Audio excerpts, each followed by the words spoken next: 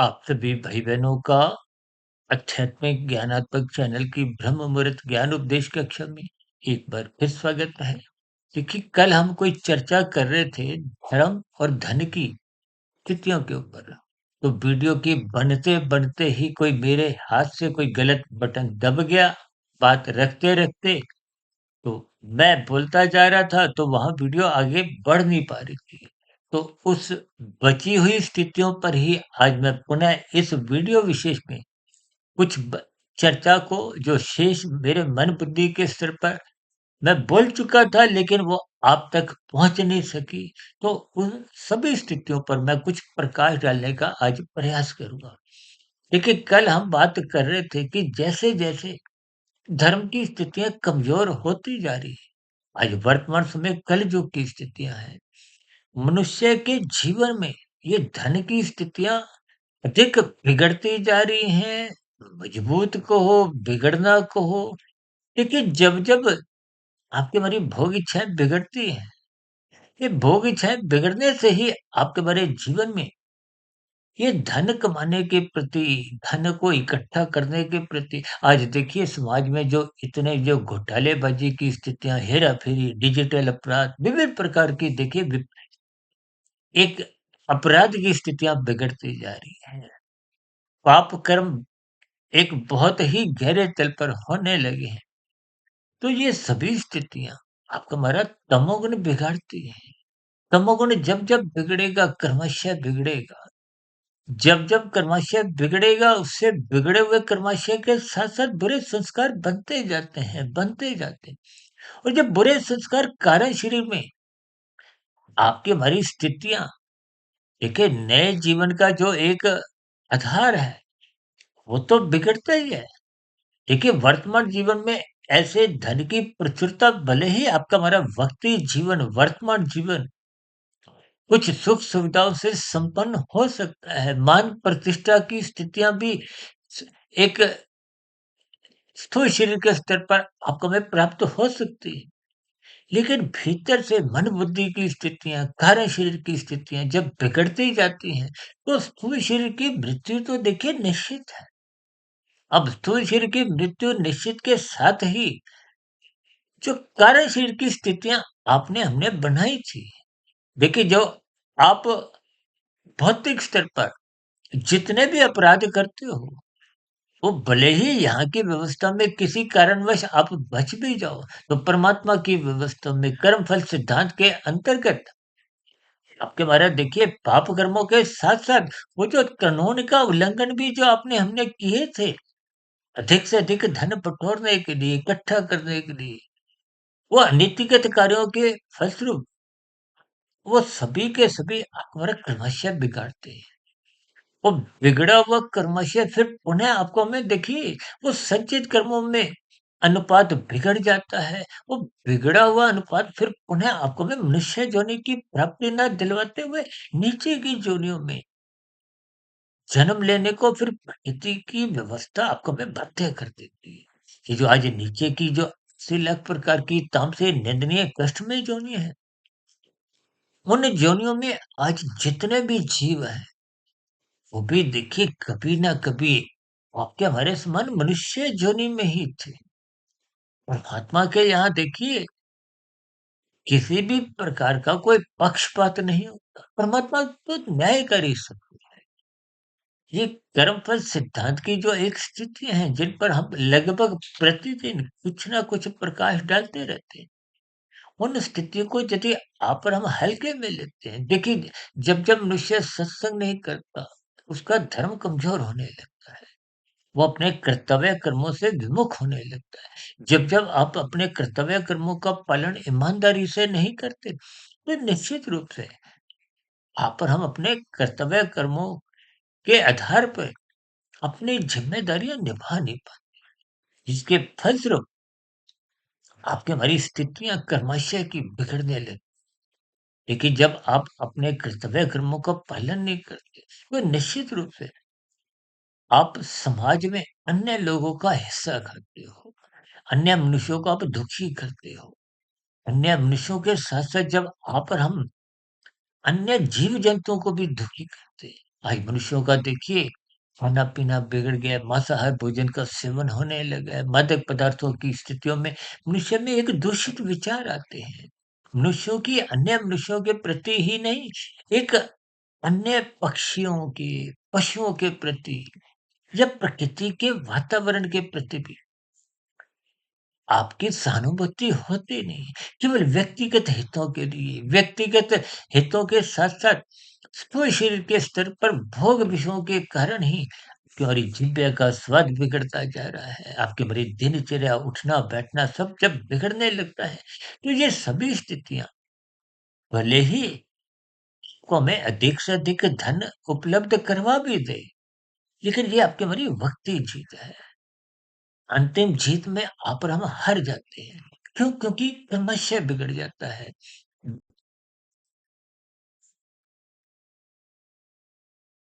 तो मैं कुछ विलंब के लिए मैं क्षमा चाहता हूँ।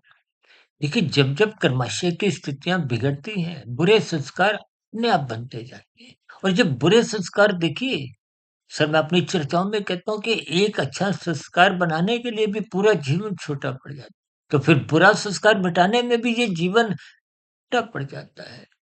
म धर्म को, सत्संग को बहुत हल्के में लेते हैं, जबकि मनुष्य जीवन आपको में सत्वगुण बढ़ाने के लिए मिला है, धर्म की प्रवृत्ति जगाने के लिए मिला है। यदि धर्म ही कमज़ोर होगा, तो फिर ये अर्थ और काम नाचने लगते हैं। तो बार-बार अपनी चर्चाओं में कहते रहते हैं, धर्म की चारदीवारी मजबूत बनाओ। लेकिन जब तक धर्म की चारदीवारी मजबूत नहीं बनेगी और ये बिना सत्संग किए बनती नहीं है, बिना ब्रह्म मुहूर्त में उठे बनती नहीं है। देखिए, जब आपका हमारा ब्रह्म मुहूर्त में उठने की एक स्वभाव, संस्कार जग जाता है, तो दिन में जब राशि स्थितियाँ आपके संसार में, आपके एक दिनचर्या में, आपके जीवन में प्रवेश करती हैं, ये विषय भोगों की जो एक लुभावनी स्थितियाँ हैं, जैसे विज्ञापन आते हैं ना, यहाँ पर भी आपको हमें उस उत्पाद को खरीदने को एक बार-बार एक ही बात को पुनरावृत्ति द्वारा दोहराते हैं, तो वो आसक्ति उत्पन्न करते हैं। इसी तरह संसारी विषय भोग आपके इर्द-गिर्द मंडराते हैं, आकर्षित लगते हैं और मनुष्य सत्संग के अभाव में देखिए जब सत्वगुण कमज़ोर होता है, धर्म कमज़ोर होता है, तो फिर ये धन की कहो, विषय भोग देखिए धन प्रत्यक्ष रूप से कोई खाने की चीज़ नहीं है। धन से आप और हम पदार्थ खरीदते हैं। पदार्थ कहो, सुख-सुविधा के साधन कहो, इन सभी स्थितियों का आप और हम भोग कर सकते हैं। इसलिए तो इन सभी स्थितियों को कर्मबद्ध तरीके से ज्ञानपूर्वक समझना यानी कि जब-जब सत्वगुण कमज़ोर होगा, तो अर्थ और ये धन, ये स्थितियाँ बिगड़ने लगती हैं, रजोगुण बिगड़ने लगता है। रजोगुण बिगड़ता-बिगड़ता ही मनुष्य को तमोगुण में गिराता है, अनितिगत कार्य करवाता है, पाप कर्म करवाता है। कि हम सभी भाई-बहनों को बुद्धि रूपी बल्ब को हो विवेक शक्ति को हो, सत्संग की स्थितियाँ को हो, धर्म की स्थितियाँ को हो। देखिए, आपके हमारे जीवन में ये जो कर्मकांड रचे गए हैं, इसीलिए कि आपका हमारा धर्म मजबूत स्थिति में हो। सत्संग की प्रवृत्ति निरंतर आपके भीतर में बनी रहे। देखिए, ये सभी स्थितियाँ जब एक दिशा में चलती हैं, तभी आपके हमारे जीवन में सात्विक स्थिति मजबूत होने लगती है। यानी कि धर्म प्रथम स्थान पे रहने से ही आपके हमारे ये जो धन की प्रवृत्ति है, राशि स्थितियाँ हैं, ये तामसी स्थितियाँ हैं, इन सभी स्थितियों को आप और हम ज्ञानपूर्वक समझ जाते हैं और आपके हमारे जब भोग विषय रजोगुण एक मर्यादित स्थितियों में रहता है, तो फिर मनुष्य का कभी भी तमोगुण में गिरने का प्रश्न नहीं उठता। इन सभी स्थितियों को आपको मैं ज्ञानपूर्वक समझना होगा। अभी अभी मेरे मन में एक उदाहरण और आया है। देखिए, आप संसार में देखते हो, स्थूल शरीर के स्तर पर किसी का यदि पैर नहीं है या हाथ नहीं है या शरीर की किसी भी स्तर पर कोई अपंगता हो, तो वो जीवित रह सकता है, उसका जीवन का गुज़र-बसर चल जाता है। देखिए, जैसे आपके शरीर का गर्दन से नीचे का हिस्सा देखिए राशि है। आप एक टांगों की स्थितियों से एक तामसी स्थितियाँ समझ सकते हो। यानी कि तमोगुण और रजोगुण, यदि ये 2 स्थितियाँ हैं, ऊपर की गर्दन के ऊपर का हिस्सा सत्वगुण का देखिए, ये 5 ज्ञानेंद्रिय को हो, धर्म को हो, यानी कि जब-जब आपके हमारे जीवन में शरीर की किसी अन्य स्तर पर अपंगता होती है, तो आपका हमारा जीवन चल सकता है। लेकिन जैसे ही देखिए इस हिस्से से ऊपर का हिस्सा यानी कि गर्दन के ऊपर का हिस्सा किसी का नहीं है, तो फिर उसका स्थूल शरीर के स्तर पर एक मृत्यु मानी जाती है। देखिए इनके अर्थ आपने क्या समझने हैं कि ये इससे नीचे की जो एक स्थिति है, वो एक आपके कामनाओं की इच्छी है। एक अर्थ की और काम की स्थिति है। टांगों की स्थिति को आप अर्थ से जोड़ सकते हो, तमोगुण से जोड़ सकते हो।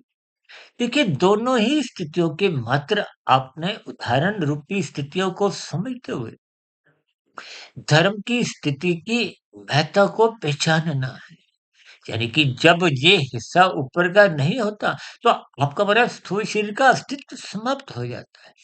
ठीक इसी तरह इस उदाहरण को मद्देनजर रखते हुए आपने ये महसूस करना है कि जब-जब आपके हमारे जीवन में सत्वगुण कमज़ोर होता है, धर्म कमज़ोर होता है या समाप्त होने लगता है, तो आपका हमारा जीवन भी लगभग मृत्यु के समान ही होता है। आपकी हमारी दिनचर्या, आपका हमारा व्यवहार सब कुछ बिगड़ने लगता है। देखिए इन सभी उदाहरणों को मात्र आपने उतने अंश तक ही पकड़ना है कि बात की गहराई, गुणों की स्थितियाँ, ये धन और धर्म की जिस स्थितियों पर मैंने आज चर्चा रखी है, उनका निचोड़, उनका ज्ञान, उनका संदेश आपको में समझ में आ जाए, ताकि सत्संग के प्रति आपकी रुचि जागृत हो। और ये जो धन के प्रति जो आपके मरी एक भूख अमर्यादित होती जा रही है, उस पर एक लगाम को, एक नियंत्रण को देखिए तमोगुण की वैसे निंदा नहीं है, रजोगुण की वैसे निंदा नहीं है। लेकिन तमोगुण की निंदा उस दृष्टिकोण से जब आप निषेधात्मक स्थितियाँ करते हो, जिनको कानून भी मना करता है, शास्त्र भी मना करते हैं। यानी कि रजोगुण की उतनी आवश्यकता की कोई निंदा नहीं है कि आपके हमारे जीवन की आवश्यकताओं की पूर्ति हो। इन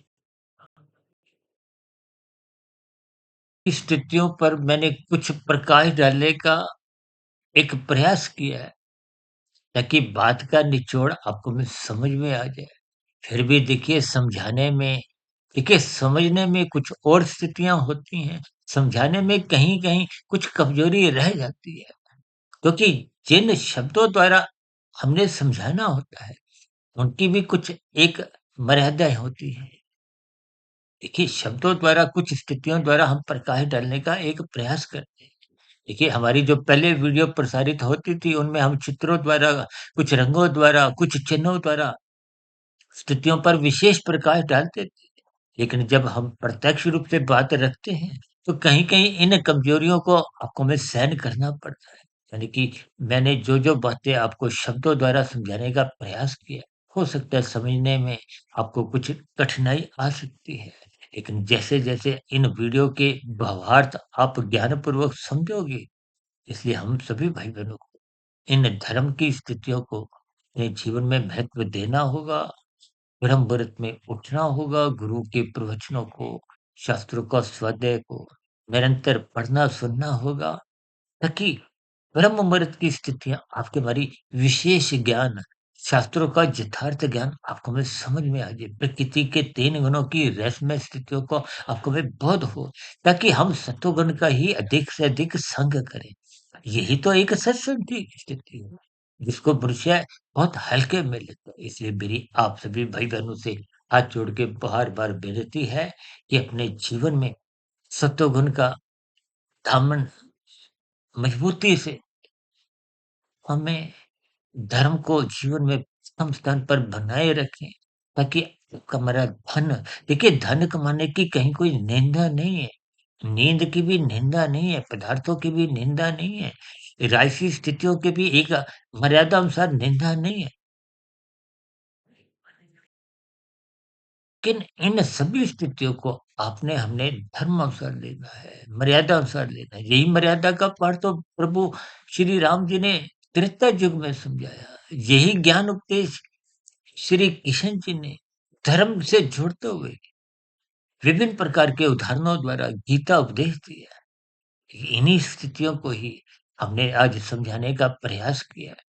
इसलिए मेरी आप सभी भाई-बहनों से विनती है, इन सभी स्थितियों पर आप भी चिंतन करें। आपके मन में फिर भी कोई प्रश्न उठ रहा हो, कोई मेरी कही गई बातें आपको तर्कसंगत सही नहीं लगी हों, आपके मन में किसी प्रकार की कोई सुझाव हो या कहीं मेरी कही गई बातों पर भी आपकी कही कोई आपत्ति हो, तो आपके प्रश्नों का, सुझावों का और शिकायतों का नीचे दिए गए कमेंट्स बॉक्स पर सदा ही स्वागत है। अब चर्चा विशेष को यहीं विराम देते हैं। आप सभी भाई-बहनों का इस चर्चा विशेष को ध्यानपूर्वक, धैर्यपूर्वक, गंभीरतापूर्वक सुनने के लिए बहुत-बहुत धन्यवाद।